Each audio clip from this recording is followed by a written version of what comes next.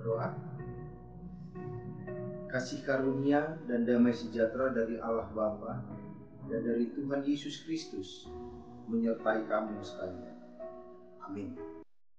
Ras, Bapak Ibu, saudara-saudara yang dikasihi oleh Tuhan Yesus Kristus, firman Tuhan yang menjadi khotbah untuk kita di pertanyaan kita di minggu ke-14 setelah Trinitatis tertulis dalam kitab Matius pasal ke-15 ayat yang pertama sampai 9. Demikian firman Tuhan. Kemudian datanglah beberapa orang Farisi dan ahli Taurat dari Yerusalem kepada Yesus dan berkata, "Mengapa murid-muridmu melanggar adat istiadat nenek moyang kita? Mereka tidak membasuh tangan sebelum makan." Tetapi jawab Yesus kepada mereka, "Mengapa kamu pun melanggar perintah Allah demi adat istiadat nenek moyangmu? Sebab Allah berfirman, hormatilah ayahmu dan ibumu, dan lagi, siapa yang mengutuki ayahnya atau ibunya, pasti dihukum mati. Tetapi kamu berkata, barang siapa berkata kepada bapaknya atau kepada ibunya, apa yang ada padaku yang dapat digunakan untuk pemeliharaanmu, sudah digunakan untuk persembahan kepada Allah. Orang itu tidak wajib lagi menghormati bapaknya atau ibunya. Dengan demikian firman Allah kamu nyatakan tidak berlaku demi adat istiadatmu sendiri. Hai orang-orang munafik, benarlah nubuat Yesaya tentang kamu. Bangsa ini memuliakan aku dengan bibirnya, padahal hatinya jauh daripadaku. Percuma mereka beribadah kepadaku, sedangkan ajaran yang mereka ajarkan ialah perintah manusia." Demikian firman Tuhan. Ibu bapak yang terkasih di dalam Yesus Kristus, firman Tuhan yang telah kita baca tadi dari kitab Matius itu tampaknya secara tersurat tidak menunjukkan tema tentang kesetiaan. Namun sesungguhnya makna yang ingin disampaikan kita justru adalah kesetiaan, yaitu sifat beragama yang sejati yang sebenarnya dasarnya adalah kesetiaan yang sesungguhnya, kesetiaan yang sejati, yaitu kesetiaan kepada perintah Allah yang kemudian akan terlihat dan atau termanifestasikan kepada cara kita berkehidupan kepada sesama kita. Nah, Matius pasal 15 ini dibuka dengan perjumpaan Yesus Kristus dengan pemimpin lembaga agama Yahudi, yaitu orang-orang Farisi dan ahli-ahli Taurat yang datang dari Yerusalem. Nah, memang dalam tiap agama selalu ditumbuhkan satu gaya hidup yang rohani lewat pembentukan satu lembaga. Lalu kemudian ada hukum-hukumnya, ada aturan-aturannya, ada tata caranya, dan ada ritualnya. Dan itu semua adalah sarana yang dibutuhkan untuk mencapai tujuan tercapainya kehidupan beragama yang sejati, kerohanian yang sejati. Nah, jadi lembaga inilah yang ada di tengah-tengah bangsa Yahudi ketika itu, bangsa Israel, yaitu lembaga keagamaan Yahudi ini untuk memastikan setiap orang Israel sampai kepada tujuan yang benar, yaitu memiliki sikap dalam beragama yang sejati atau kerohanian yang sejati. Namun sayang sekali, seringkali di dalam perjalanannya, lembaga yang tadinya merupakan sarana untuk mencapai tujuan akhirnya terbalik. Dia bukan lagi sarana tetapi menjadi tujuan. Lembaga itu menjadi tujuan dari keberagamaan. Jadi pada akhirnya para penganut dari agama itu cenderung lebih mengikuti lembaga ini, aturan-aturannya, tata caranya, ritualnya, itu menjadi yang lebih utama. Sehingga mereka melupakan bahwa sesungguhnya lembaga dengan aturan, dengan tata cara, dengan ritual, dengan adat istiadatnya adalah sarana untuk mencapai tujuan, untuk menjadikan setiap orang memiliki iman yang sejati, kehidupan beragama yang sejati, yaitu yang ditunjukkan dengan kesetiaan kepada perintah Allah itu sendiri. Maka permasalahan inilah yang sebenarnya ditunjukkan di awal dari kitab Alkitab kita, yang khotbah kita di minggu ke-14 setelah Trinitatis ini. Jadi permasalahan itu, ahli Taurat itu menganggap bahwa Yesus dan murid-muridnya dalam menjalankan kehidupan imannya, kehidupan beragamanya, tidak lagi menghormati lembaga yang tadinya adalah sarana tetapi telah berubah menjadi tujuan. Itulah sebabnya mereka lebih menitik beratkan kepada ritual-ritual yang lahiriah. Jadi sebenarnya lembaga, tata cara, sarana adalah sarana yang sifatnya lahiriah. Ritual itu sifatnya lahiriah, bukan sebagai inti dari kehidupan beragama. Inti dari kehidupan beragama justru adalah ketaatan kepada perintah Allah itu sendiri. Makanya ketika orang-orang Farisi dan ahli-ahli Taurat itu mengecam Yesus dengan menyatakan bahwa murid-muridnya tidak mengikuti adat yang sudah turun-temurun mereka hidupi, yaitu membasuh tangan sebelum makan, maka Yesus tidak menanggapi itu. Karena bagi Yesus ada sesuatu yang jauh lebih penting yang harus dengan cepat disadarkan kepada setiap orang yang mengaku dirinya adalah orang yang beragama atau orang yang percaya kepada Tuhan. Dan hal yang lebih fundamental itulah yang kemudian disampaikan Yesus kepada orang-orang Farisi dan ahli-ahli Taurat itu ketika ia mengatakan bahwa sebenarnya kamu pun telah melanggar perintah Tuhan demi adat istiadat. Jadi permasalahan yang seperti itu seringkali, bahkan juga pada masa ini seringkali sudah kelihatan di dalam kehidupan umat beragama. Bahkan mungkin di jemaat-jemaat kita, di jemaat-jemaat HKBP sendiri pun mungkin sudah terkontaminasi dengan hal seperti itu. HKBP yang tadinya adalah lembaga yang menjadi sarana untuk membuat kita menjadi orang yang beriman secara otentik, beriman yang sejati, orang yang beragama sejati, kadang-kadang justru menjadi tujuan dan bukan lagi sarana, sehingga kita lebih memperdulikan ketaatan kita kepada aturan-aturan yang sebenarnya adalah buatan manusia, hasil dari pemahaman kita atau tafsiran kita terhadap firman Allah yang diberikan kepada kita. Nah, itu adalah sesuatu yang sangat berbahaya dalam kehidupan beragama. Itu yang mau disampaikan Yesus pada ayat 2 sampai ayat 6 di dalam teks yang kita jadikan khotbah pada saat ini.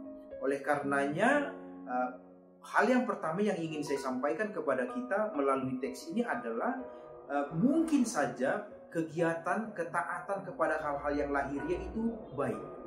Mungkin saja itu baik. Tapi jika dan hanya jika dimulai dari ketaatan dan pengabdian yang benar kepada perintah Allah.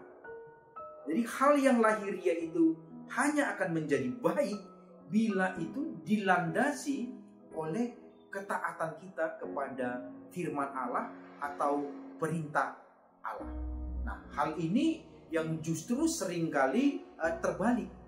Kita merasa seolah-olah kita sudah melakukan perintah Allah. Selalu melakukan perintah Allah dengan menaati aturan-aturan atau tata cara yang ditetapkan oleh lembaga.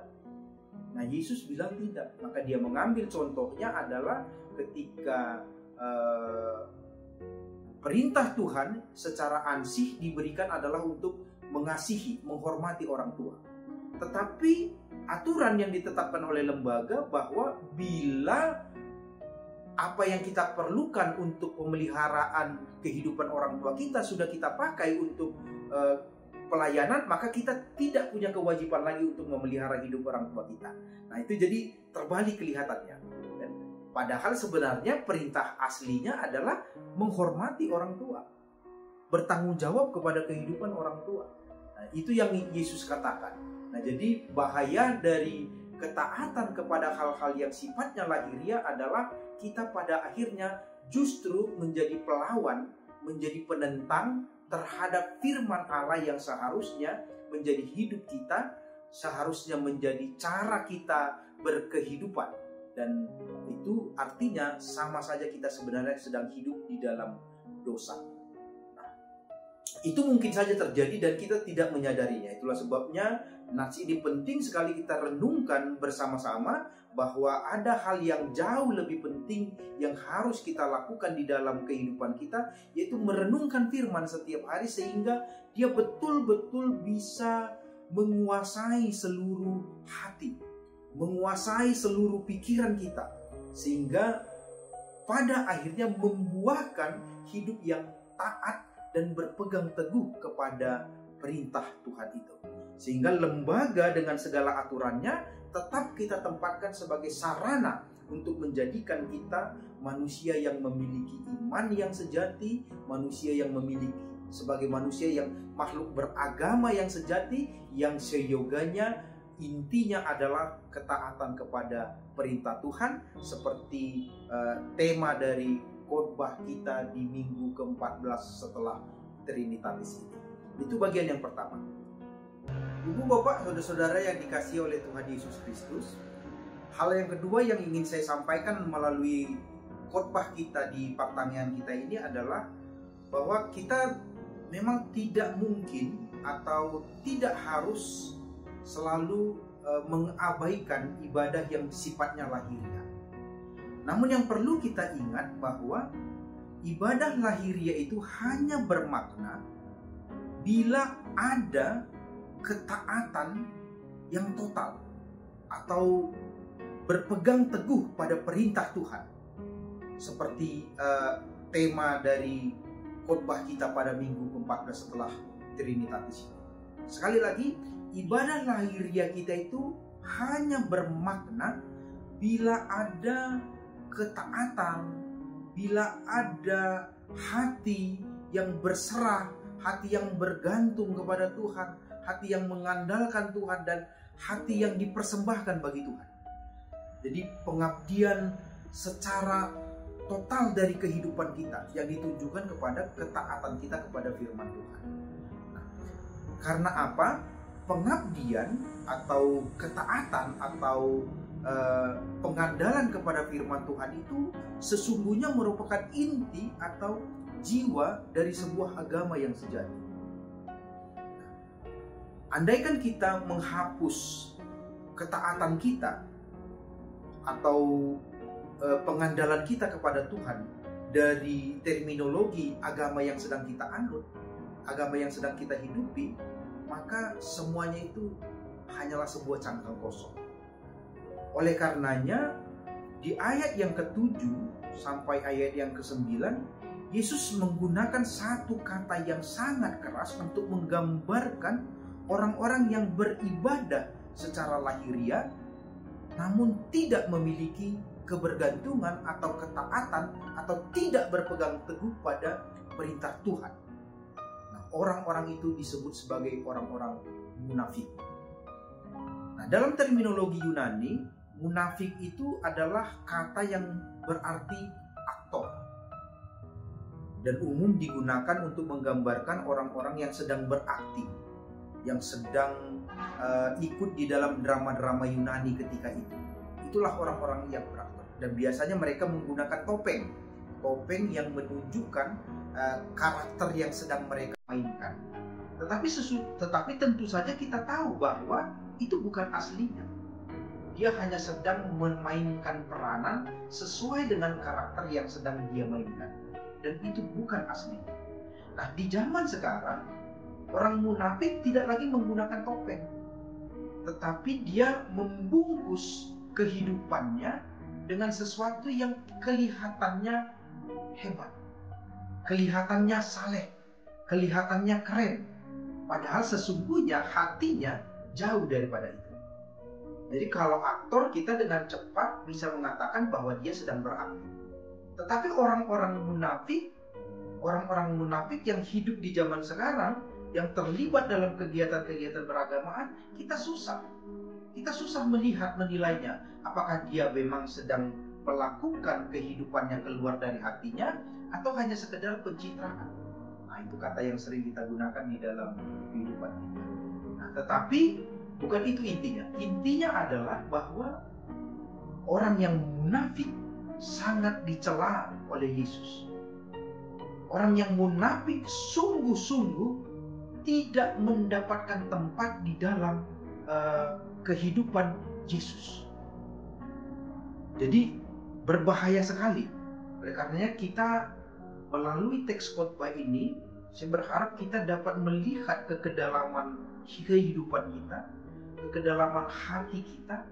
Apakah ritual-ritual agama yang hari ini kita hidupi merupakan bagian dari ketaatan kita kepada firman Tuhan, atau hanya sekedar untuk membuat kehidupan kita seolah-olah baik di mata orang, seolah-olah baik di dalam kehidupan kita sehari-hari, seolah kita adalah orang yang terbaik, orang beragama yang saleh, tetapi sesungguhnya hati kita jauh daripada Tuhan. Itulah yang Yesus mau sampaikan di dalam firman Tuhan pada hari ini. Oleh karenanya Bapak Ibu, sekali lagi saya mau katakan kepada kita, firman Tuhan ini mendorong kita untuk segera mau mengevaluasi diri kita. Jadi artinya setiap kali kita datang untuk beribadah, setiap kali kita datang untuk mengikuti pertanyaan, setiap kali kita terlibat dalam pelayanan-pelayanan, maka kita harus cepat-cepat melihat dulu ke kedalaman hati kita. Apakah itu kita lakukan karena kita memang mau mengabdi kepada Tuhan, yang dalam kesempatan ini kita sebut sebagai berpegang teguh kepada perintah dan ketetapan Tuhan. Jika tidak, maka ambillah waktu untuk lebih banyak merenung lagi, bermeditasi lagi, berdoa lagi, untuk memurnikan hati kita, memurnikan batin kita. Karena bibir kita ini bisa menipu. Bibir kita ini bisa menceritakan sesuatu yang sebenarnya bukan hidup kita.